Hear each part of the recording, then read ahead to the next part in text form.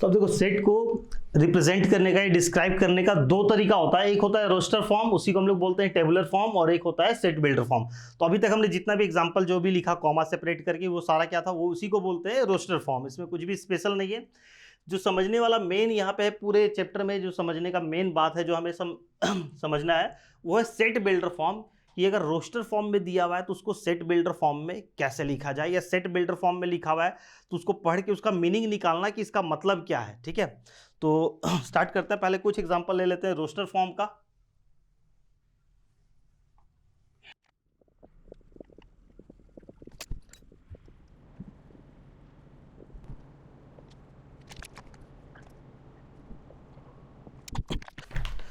तो अब देखो कुछ एग्जांपल्स रोस्टर फॉर्म, ये सारे कुछ क्वेश्चन है, इसे हमें रोस्टर फॉर्म में लिखना है। ठीक है, देखो set of first 5 natural number. Roster form में इसको कैसे लिखेंगे हम लोग, कोई भी एक लेटर ले लो, ए से डिनोट कर देते हैं। Set of first 5 natural number, तो फर्स्ट 5 नेचुरल नंबर मतलब नेचुरल नंबर कहां से स्टार्ट होता है, 1 से। तो 1 2 3 4 5, ये हो गया example set of first 5 natural number, और इसको इस तरीके से हम लोग लिखेंगे रोस्टर फॉर्म में। फिर देखो अगला example set of all natural number. तो set of all natural number, तो ये क्या हो जाएगा, 1 2 3 4 5 6, यार 2 4 लिख लो, उसके बाद डॉट डॉट करके लगा दो, क्योंकि set of all natural number, all natural number क्या है, इनफाइनाइट, ये कभी खत्म नहीं होगा। तो यार हम कितना भी लिख लें, पॉसिबल नहीं कि हम इसको पूरा सारा नेचुरल नंबर लिख सकते हैं, तो इसको हम लोग डॉट डॉट लगा देंगे। ठीक है, जो भी इनफाइनाइट सेट होगा उसको हम लोग डॉट डॉट करके लिख देंगे। इसके बाद देखो set of all even natural number. तो ऑल इवन नेचुरल नंबर क्या हो जाएगा, 2 4 6 8 10 12 डॉट डॉट डॉट। ठीक है, ये हो गया set of all even natural number. इसके बाद set of all prime number less then 11। वो सारे नंबर बताओ जो कि प्राइम है और वो 11 से छोटे होने चाहिए। तो प्राइम नंबर लेस देन 11 तो क्या हो जाएगा, 2 आ गया, 3 आ गया, 5 आ गया, उसके बाद 7 भी हो जाएगा, 8 9 10 नहीं होगा। ठीक है, लेस देन 11 होना चाहिए था, तो 11 को हम लोग काउंट नहीं करेंगे। ठीक है, तो बस यही हो गया। इसके बाद set of first 10 prime number, इसमें था all prime number less then 11, और ये है set of first 10 prime number, पहले 10 प्राइम नंबर। तो फर्स्ट 10 प्राइम नंबर क्या हो जाएगा, 2 3 5 7, 7 के बाद क्या हो जाएगा 11, फिर 13 17 19, फिर 23, फिर क्या होगा 24 5 6 7 8 9, 29 कितना हो गया, 1 2 3 4 5 6 7 8 9 10। ठीक है, तो ये हो गया। तो इस तरीके से लिखा जाता है सेट को रोस्टर फॉर्म में। इसके बाद set of all 2 digit number whose sum is 9। वैसे 2 डिजिट नंबर बताओ जिनका सम 9 होता है। Set of all 2 digit number whose sum is 9, तो क्या हो जाएगा इसमें, सबसे पहले तो क्या हो गया 36, सम दोनों का सम क्या हो गया 9। ठीक है, फिर हो जाएगा 36 का उल्टा 63, फिर 45 54, और क्या हो जाएगा उस सम इज 9। तो एक तो हो गया 90, और 72 27, और कुछ हो सकता है क्या 81 और 18। ठीक है, दोनों डिजिट का सम 9 होना चाहिए। ठीक है, और कोई पॉसिबिलिटी नहीं है। ठीक है, तो ये हो गया set of all 2 digit number whose sum is 9, तो ये आ जाएगा 36 63। ठीक है, ऑर्डरिंग से कोई फर्क नहीं पड़ता है कि किसी को भी पहले लिखो बाद में लिखो, उससे कोई प्रॉब्लम नहीं है। इसके बाद सेट ऑफ ऑल वोवेल्स, तो ये हम लोग पढ़ चुके हैं। ऑल वोवेल्स क्या हो जाएगा, ए ई आई ओ यू, और यहाँ पे रहता सेट ऑफ ऑल कॉन्सोनेंट्स, तो वोवेल को छोड़ के जो बच गया वो सारा हम लिख देते हैं। इसके बाद है set of all integers whose square is less than 36।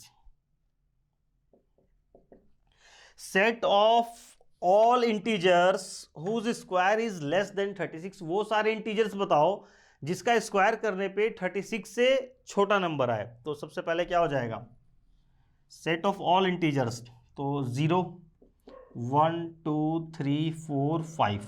ठीक है, इन सब का स्क्वायर करेंगे तो 36 से कम रहेगा। और देखो -1 भी आ गया इसमें, -1 -2 -3 -4 -5। ठीक है, इसके बाद पूछ रहा है set of all letters in the word mathematics.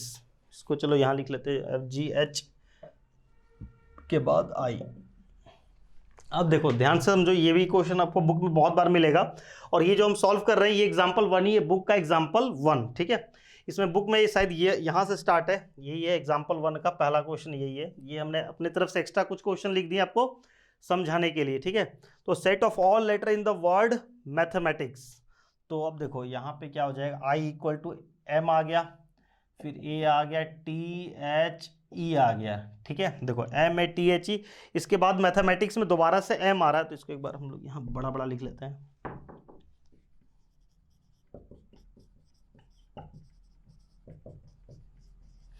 Mathematics तो एम, ठीक है, एम आ गया, ए टी एच ई, उसके बाद देखो ई के बाद फिर से एम आ रहा है, तो अब दोबारा हम इसमें एम नहीं लिखेंगे, दोबारा यहाँ पे एम हम लोग नहीं लिखेंगे, क्योंकि एम को हम लोग एक बार लिख चुके हैं तो दोबारा रिपीट नहीं होगा। ए भी हम लोग लिख चुके हैं, दोबारा नहीं लिखेंगे। टी भी हम लोग लिख चुके हैं, दोबारा नहीं लिखेंगे। इसके बाद आ गया आई, तो आई लिख लेंगे, फिर सी लिख लेंगे और एस लिख लेंगे।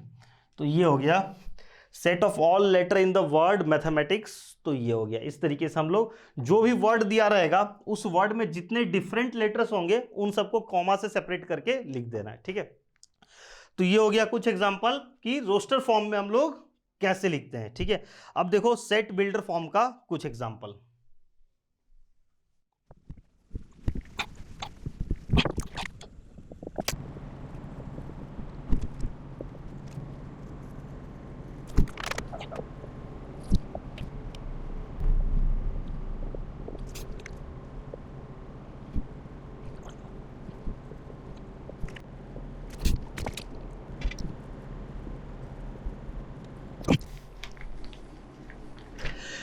अब देखो set builder form, set builder form में कैसे लिखा जाता है। तो सबसे पहले सेट बिल्डर फॉर्म क्या होता है, इस in this form set is described bye characterising property of its element.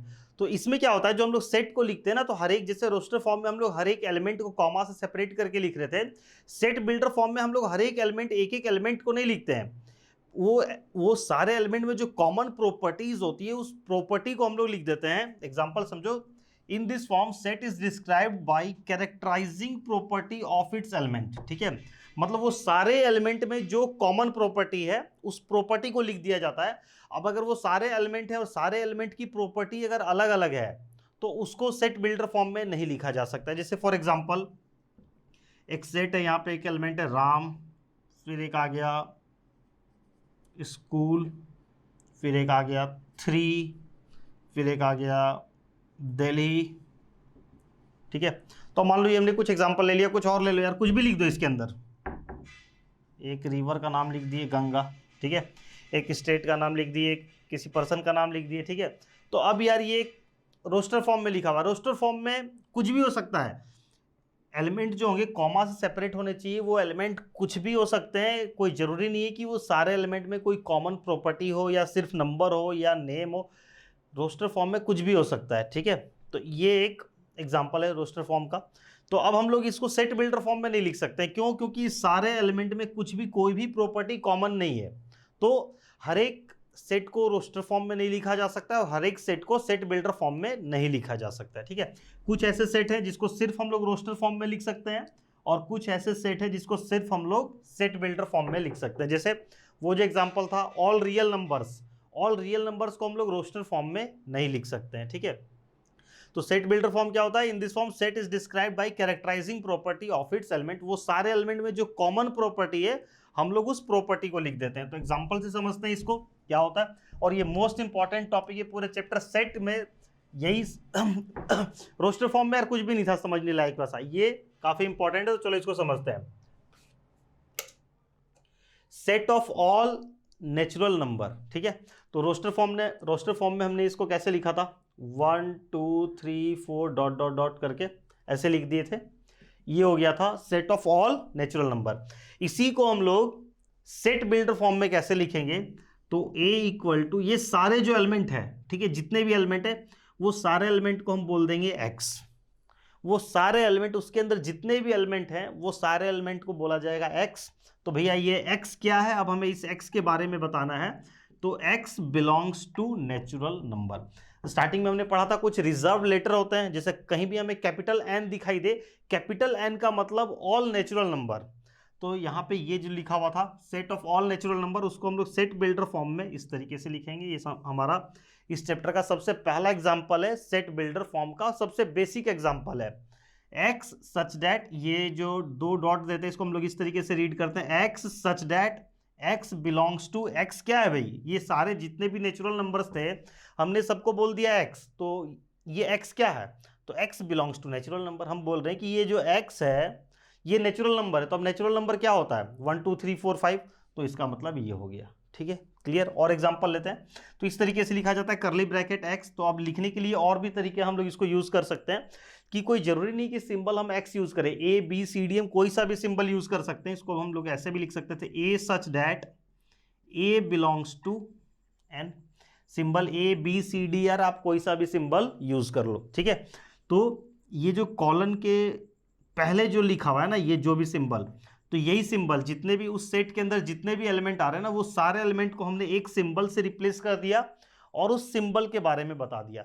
तो वो सारी जो कॉमन प्रॉपर्टीज थी वो हम लोग इस कॉलन के बाद लिखेंगे। ठीक है, एक तो ये तरीका है, और भी एक तरीका है, ये आगे समझते हैं। अब देखो अगला example, set of all natural number less than 10। पहला था सिर्फ set of all natural number, अब set of all natural number less than 10। तो अगर हम लोग ऐसे लिखते हैं x such that x belongs to natural number, इसका मतलब क्या है, ये एक्स नेचुरल नंबर है और नेचुरल नंबर की गिनती तो कहीं खत्म नहीं हो रही, तो इसका मतलब अगर हम सिर्फ यही छोड़ दें तो इसका मतलब ये लेस देन 10 कैसे पता चलेगा कि ये जो है नेचुरल नंबर होना चाहिए और वो लेस देन 10 होना चाहिए। तो हम लोग इसके बाद कॉमा देके जितनी भी प्रॉपर्टी है कॉमा दे के हम लोग यहाँ पे लिख देंगे। ठीक है, कॉमा दे के लिख दो या एंड करके लिख दो। इसका बाद तो x such that x belongs to natural number and x is less than 10। तो अब देखो इसको रीड करो, इसका क्या मीनिंग निकल रहा है, x सच दैट x क्या है, तो x एक नेचुरल नंबर है और नहीं, इसको एंड ही बोलेंगे, एंड वो जो नंबर है वो 10 से 10 से छोटा है। तो अब अगर हम इसको रीड कर रहे हैं तो इसका क्या मीनिंग निकल के आ रहा है, इसको रीड करके कोई भी क्या लिखेगा, 1 2 3 4 5 6 7 8 9। ठीक है, क्लियर है। तो इसका भी यही मीनिंग निकल रहा है, set of all natural number. तो ये जो है ये क्या लिखा हुआ है कि ये सिंपल इंग्लिश के सेंटेंस में लिखा हुआ है, और रोस्टर फॉर्म में हम लोग क्या करते हैं, कॉमा से सेपरेट करके लिख देते हैं, और सेट बिल्डर फॉर्म में हम लोग इस तरीके से लिखते हैं, वो सारे एलिमेंट में जो कॉमन प्रॉपर्टी है उसको हम लोग इस तरीके से लिख देते हैं। ठीक है, तो ये हो गया। अब देखो अगला example, set of all integers. ये काफी बेसिक एग्जाम्पल है, सेट ऑफ ऑल इंटीजर्स, इसको कैसे लिखेंगे, कुछ भी एक नाम दे दो सेट को, x सच दैट क्या है ये x, तो x बिलोंग्स टू इंटीजर, बस इतना ही। तो यहाँ क्योंकि हमारे पास इंटीजर्स के लिए एक सिंबल बना हुआ है z, तो हमने यहाँ पे लिख दिया। अगर इंटीजर्स का कोई सिंबल नहीं होता तो हमें पूरे स्टेटमेंट में लिखना पड़ता, इसको हम लोग ऐसे लिखते x सच दैट x क्या है, तो x इज अ इंटीजर। ठीक है, तो जहां पे मैथमेटिकल ऑपरेटर हमारे पास अवेलेबल नहीं होगा तो वहां पे हम पूरे इंग्लिश स्टेटमेंट को यूज करेंगे, जिसे अभी आगे देखते हैं। ये तो बस इतना ही होगा, सेट ऑफ ऑल इंटीजर्स, तो x such that x belongs to integer. ठीक है, x बिलोंग्स टू z, मतलब उसको z नहीं बोलेंगे, ये इंटीजर। इसके बाद सेट ऑफ पॉजिटिव इंटीजर्स, तो सेट ऑफ पॉजिटिव इंटीजर क्या हो जाएगा, x सच दैट, इस बार हम लोग लिखेंगे x belongs to z plus, x set of positive integer बोला है तो x belongs to z plus, क्योंकि पॉजिटिव इंटीजर के लिए भी हमारे पास सिंबल है z प्लस। इसके बाद सेट ऑफ नेगेटिव इंटीजर्स, तो ये हो जाएगा x such that x belongs to z minus. ठीक है, अच्छा यहाँ पे जो पॉजिटिव नेगेटिव वर्ड यूज किया है, अगर यहाँ पे ये आ जाता सेट ऑफ, मान लो हम इसको नेगेटिव इंटीजर को हटा के set of non negative integer लिख देते। अब बताओ इसका क्या होगा, set of non negative integer, वैसे इंटीजर्स जो नेगेटिव नहीं है। तो अगर आप लोग इसको ऐसे लिखोगे x सच दैट, कैसे लिखेंगे, नॉन नेगेटिव इंटीजर का मतलब पॉजिटिव इंटीजर नहीं होता है, क्योंकि अगर हम लोग इसको ऐसे लिख दे x such that x belongs to z plus, तो ये गलत हो गया। बोलोगे गलत कैसे है, नॉन नेगेटिव का मतलब क्या हो गया, पॉजिटिव, और अगर आप यहाँ पे लिख देते हो z प्लस तो ये गलत हो गया, क्योंकि नॉन नेगेटिव मतलब नेगेटिव नहीं होना चाहिए, नेगेटिव को छोड़ के जितने भी बच गए वो सारे लिख दो।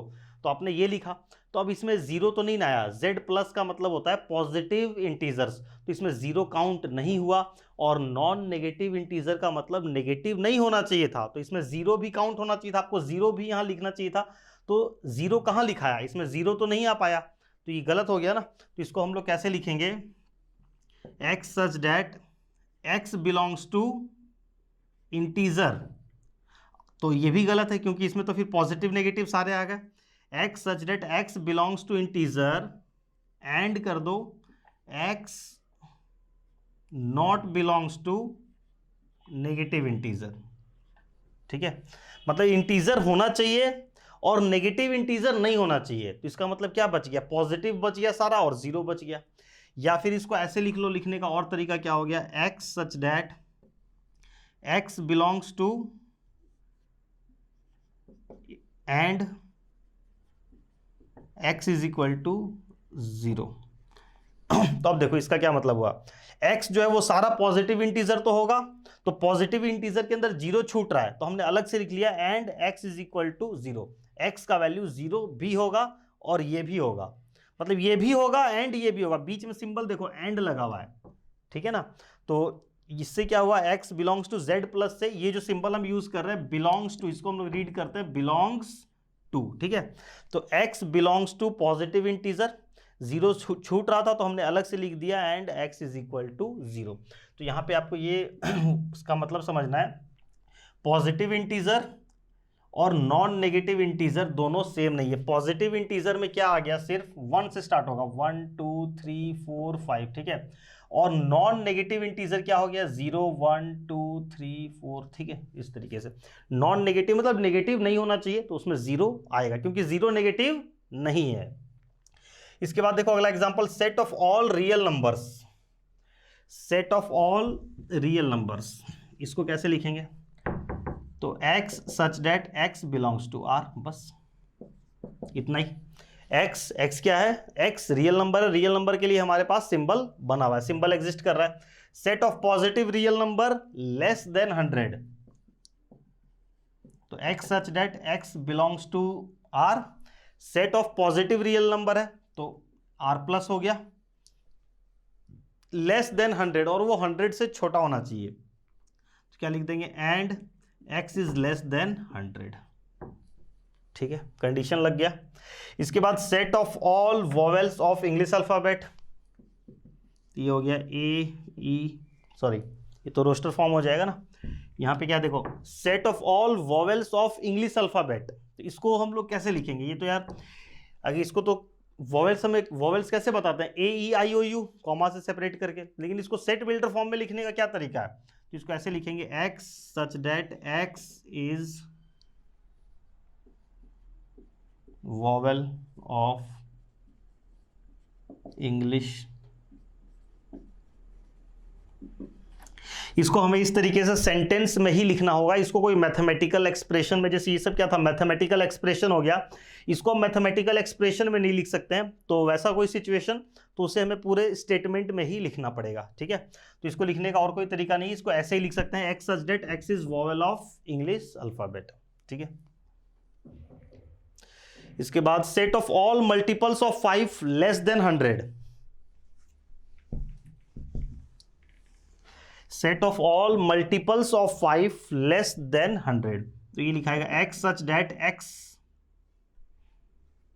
इज इक्वल टू 5n, ध्यान से समझना इसको, set of all multiple of 5 less than 100, तो अगर हम लोग इसको रोस्टर फॉर्म में देखें तो इसका मतलब क्या है, ऑल मल्टीपल्स ऑफ 5, तो 5 10 15 20 25 इस तरीके से, लेस देन 100 बोला है तो लास्ट क्या हो जाएगा इसमें 95, ठीक है, तो इसी को हमको लिखना है सेट बिल्डर फॉर्म में, तो इस तरीके से लिखेंगे x सच डेट x क्या है, तो अब देखो इन सब में कॉमन क्या है, ये सारे 5 के मल्टीपल है, तो 5 का मल्टीपल कैसे लिखा जाता है, 5 इंटू कोई भी एक नया और वेरिएबल यूज कर लो, x सच डेट x क्या है 5 का मल्टीपल, तो 5n, हमने एक और नया सिंबल इंट्रोड्यूस कर दिया इसको बताने के लिए 5n, ठीक है, जैसे हमने पढ़ा था लीनियर इक्वेशन इन 2 वेरिएबल, वहां पे एक वेरिएबल काफी नहीं होता था सिचुएशन को रिप्रेजेंट करने के लिए, तो हम एक वेरिएबल और इंट्रोड्यूस कर देते थे y, ठीक है, तो उसी तरीके से यहाँ पे इस सिचुएशन को रिप्रेजेंट करने के लिए हम इस तरीके से लिख रहे हैं x, सबको हमने बोल दिया x,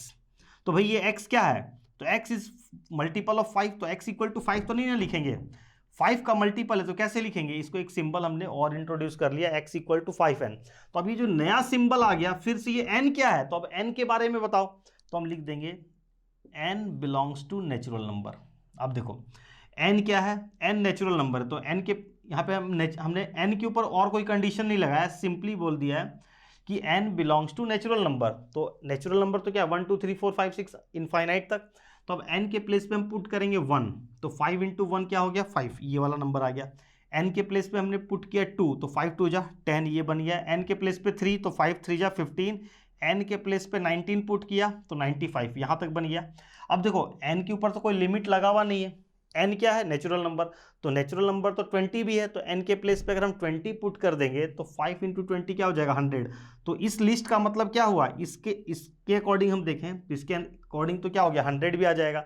n के प्लेस पे, इस n के प्लेस पे हम 100 पुट करेंगे तो 5 इंटू 100 500 बन गया। लेकिन ये क्या बोल रहा था, मल्टीपल ऑफ 5 लेस देन 100, तो ये अभी पूरी तरीके से सही नहीं है।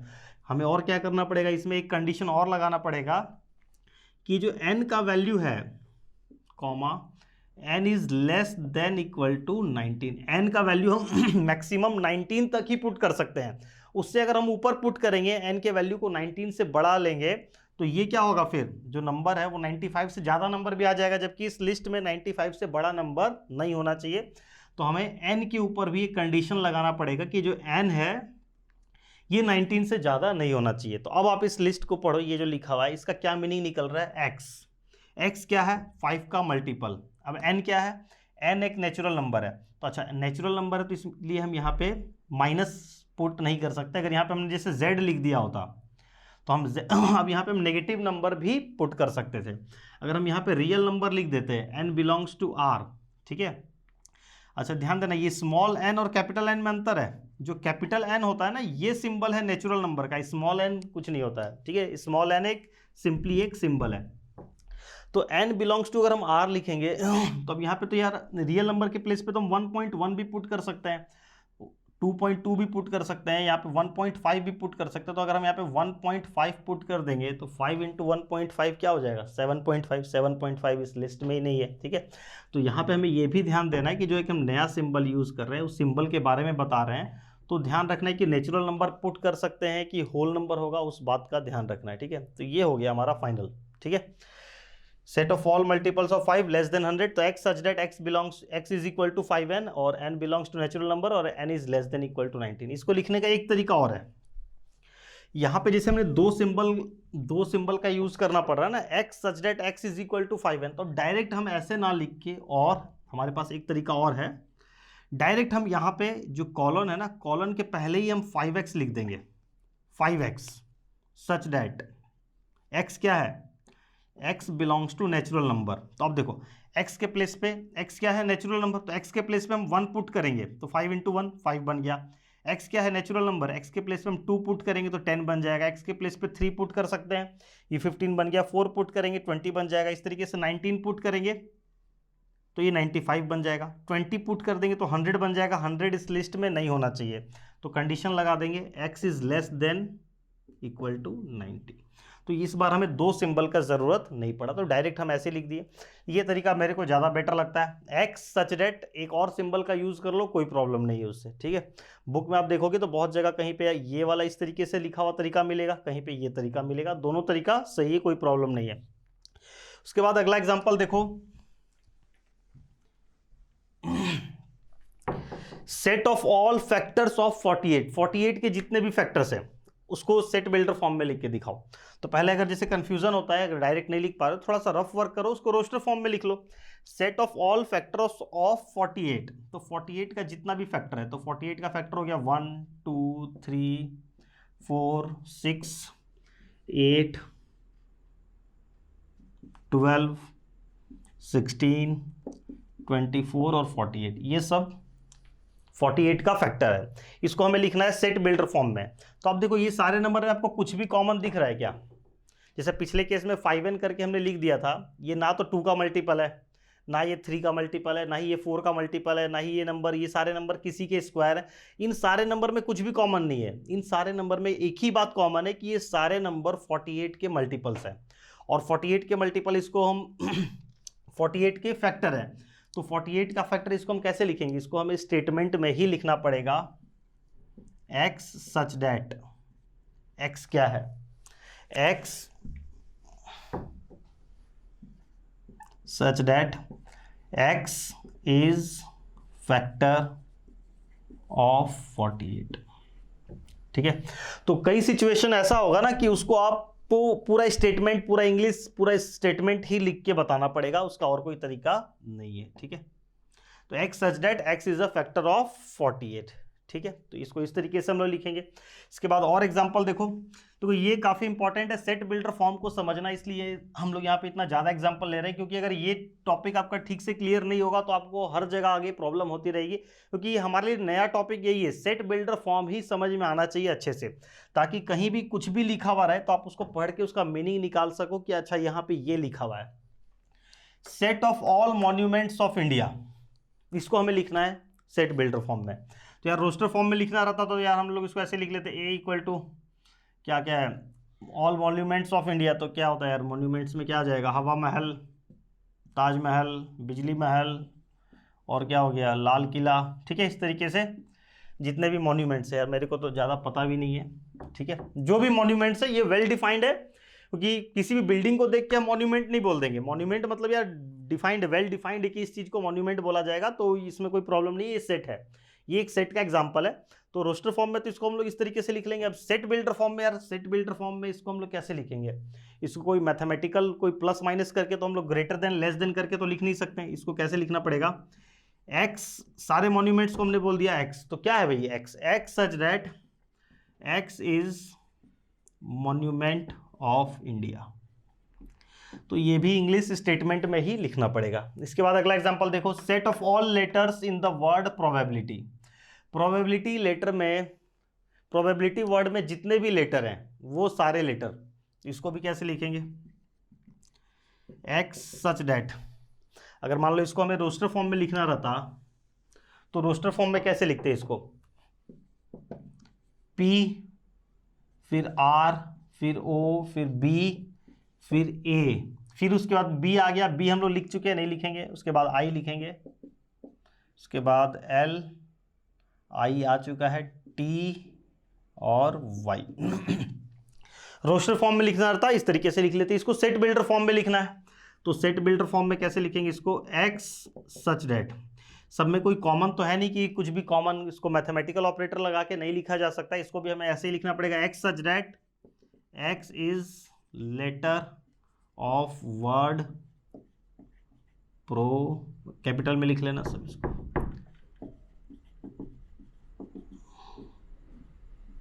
ठीक है, x such that x is letter of word probability, ये भी इसी तरीके से लिखाएगा। इसके बाद देखो, set of reciprocal of natural number, ये जो है यहां से हमारा स्टार्ट हुआ है। ये जो पॉइंट नंबर 12, 13, 14, 15, ये आर डी शर्मा बुक में एग्जाम्पल 2 है। जो पिछला भी हमने किया था, रोस्टर फॉर्म हमने लिखा था, वो उसमें से 1-2 क्वेश्चन एग्जाम्पल 1 के थे। ये जो है 12, 13, 14, 15 बुक में एग्जाम्पल 2 दिया हुआ है, ये एग्जाम्पल 3 है, और ये एग्जाम्पल 4 है। ठीक है, ये सब एक्स्ट्रा क्वेश्चन था समझाने के लिए। अब इसके बाद देखो, set of reciprocal of natural number, तो इसको हम लोग कैसे लिखेंगे? रेसिप्रोकल ऑफ नेचुरल नंबर अगर हमें लिखना रहे तो रोस्टर फॉर्म में कैसे लिखाएगा? देखो, नेचुरल नंबर 1 से स्टार्ट हो रहा है, 1 का रेसिप्रोकल 1 ही रहेगा, 1 का रेसिप्रोकल 1 ही होगा। 2 का रेसिप्रोकल हो जाएगा 1/2, 3 का रेसिप्रोकल 1/3, 4 का रेसिप्रोकल 1/4, 5 का रेसिप्रोकल 1/5 डॉट डॉट डॉट। ठीक है, तो इसको हमें लिखना है सेट बिल्डर फॉर्म में। तो अब देखो यहाँ पे फ्रैक्शन आ गया, कोई प्रॉब्लम नहीं है। a इक्वल टू एक्स, सबको हमने बोल दिया, ये सारे नंबर को x। तो अब ये x क्या है?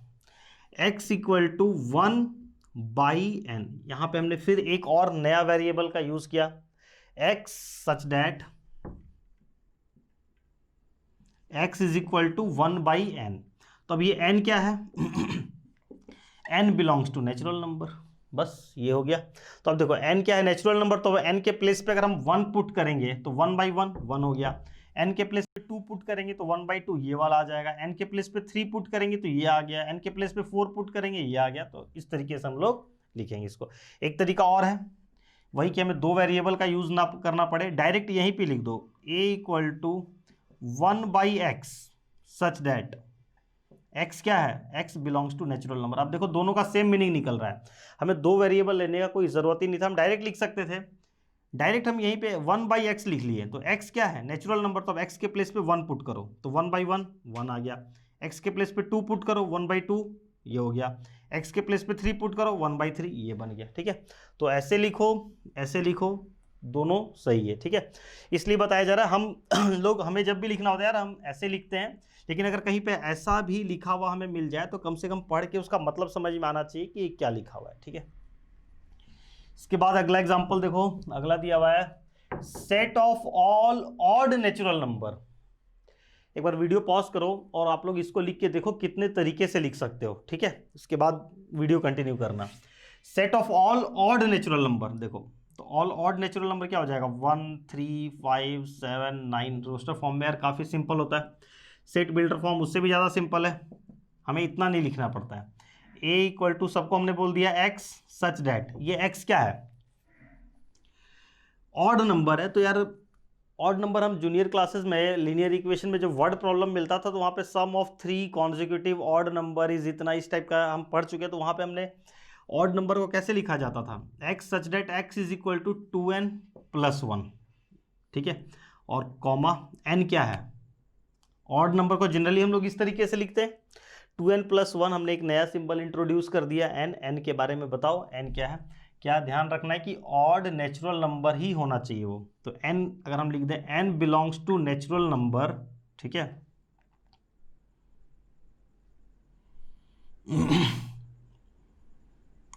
बस तो अब आप एक बार चेक करो कि ये सही है या गलत है। n क्या है, x is such that x = 2n + 1 comma n belongs to natural number. एक बार इसको चेक करो कि ये सही है या गलत।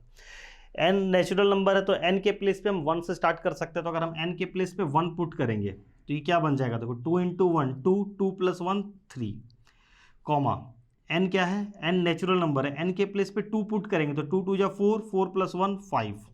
n के प्लेस पे 3 पुट करेंगे 2 3 = 6 6 + 1 7। n के प्लेस पे 4 पुट करेंगे 2 4 = 8 + 1 9।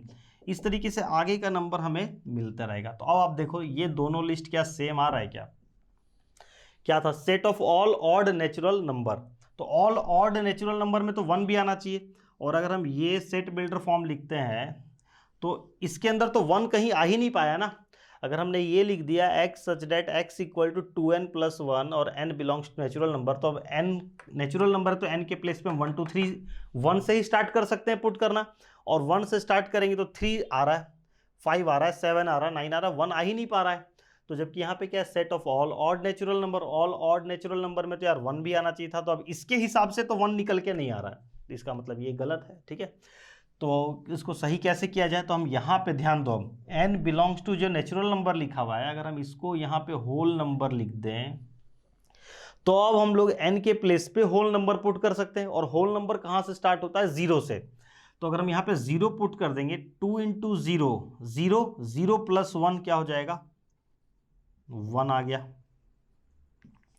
फिर होल नंबर में तो यार 0 1 2 3 4 सब कुछ होता है, n के प्लेस पे अब हम 1 पुट करेंगे, 1 पुट करेंगे तो ये 3 बन जाएगा, n के प्लेस पे 2 पुट करेंगे तो ये 5 बन जाएगा। तो बस यहाँ पे थोड़ा सा चेंज करने से क्या हो गया, ये सही हो गया। ठीक है, तो अब सही है, set of all odd natural number, तो ये लिख लो। ठीक है, अच्छा एक तरीका और है, और भी तरीके से हम लोग इसको लिख सकते हैं। एक तो तरीका ये हो गया, इसको हम लोग ऐसे भी लिख सकते हैं, a = x such that x = 2n - 1 भी लिख सकते हैं। देखो तो फिर क्या करना होगा, इस बार अब हम अगर यहाँ पे होल नंबर लिख देंगे तो फिर से गलत हो जाएगा, क्योंकि n belongs to whole number, तो होल नंबर का मतलब 0। तो अब हम n के प्लेस पे अगर 0 पुट कर देंगे तो 2 × 0 0 0 - 1 क्या हो गया, -1। तो इस स्टेटमेंट के अकॉर्डिंग -1 निकल के आ गया। फिर n क्या है, होल नंबर, तो होल नंबर 1 पुट करेंगे, 2 इंटू 1 2, 2 माइनस 1 1 आ गया, ठीक है। फिर आगे 3 आ जाएगा 5। तो इसमें क्या गलती हो रहा है कि एक ये -1 आ गया जो कि नहीं आना चाहिए था। Set of all odd natural number है, तो नेचुरल नंबर में तो नेगेटिव नंबर नहीं आना चाहिए। तो यहाँ पे क्या गड़बड़ी है, ये -1 क्यों आ रहा है, क्योंकि हम यहाँ पे 0 पुट कर रहे हैं। 0 क्यों पुट कर रहे हैं, क्योंकि हमने यहाँ पे लिखा n belongs to whole number.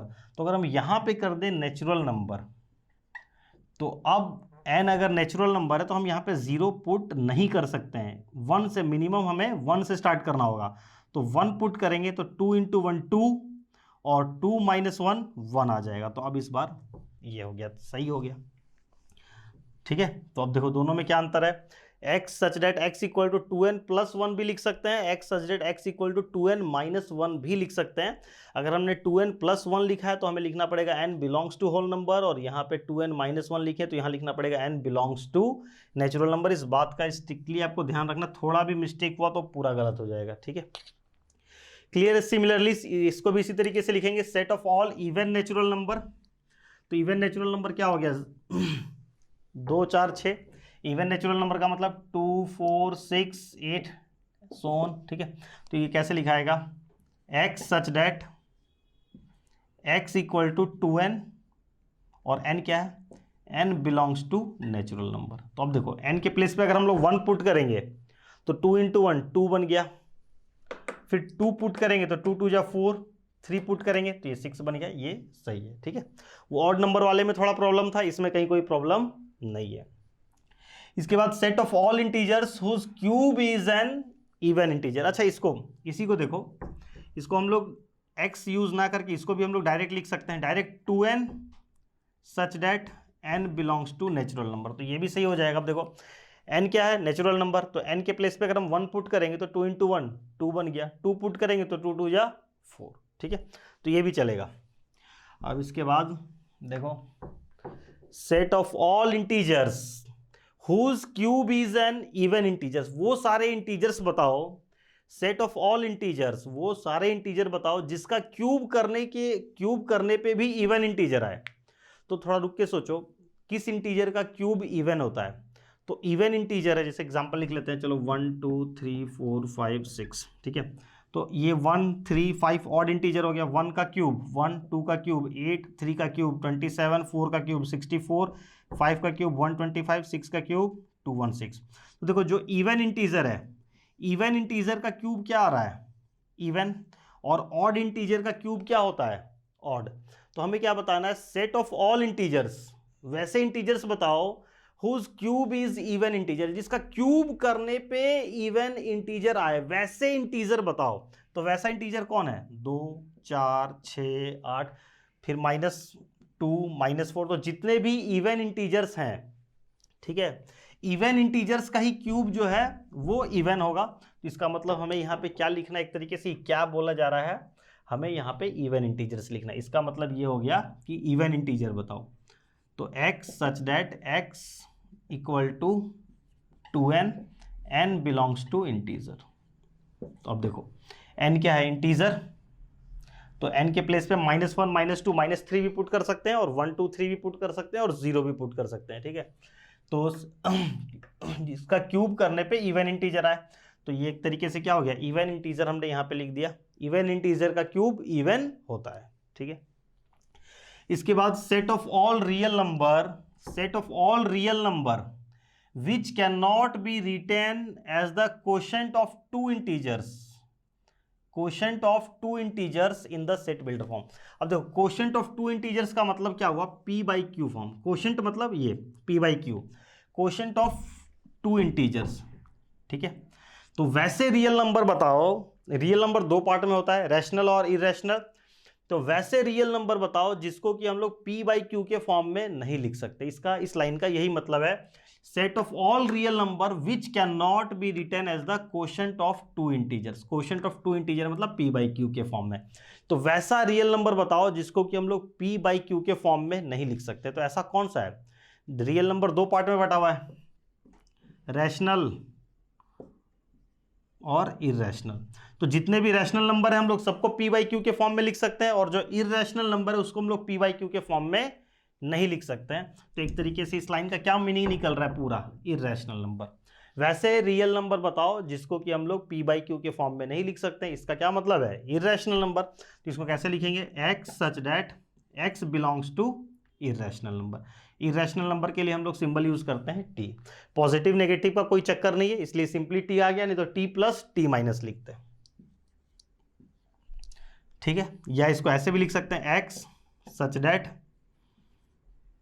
X belongs to real number and x real number होना चाहिए and x not belongs to rational number.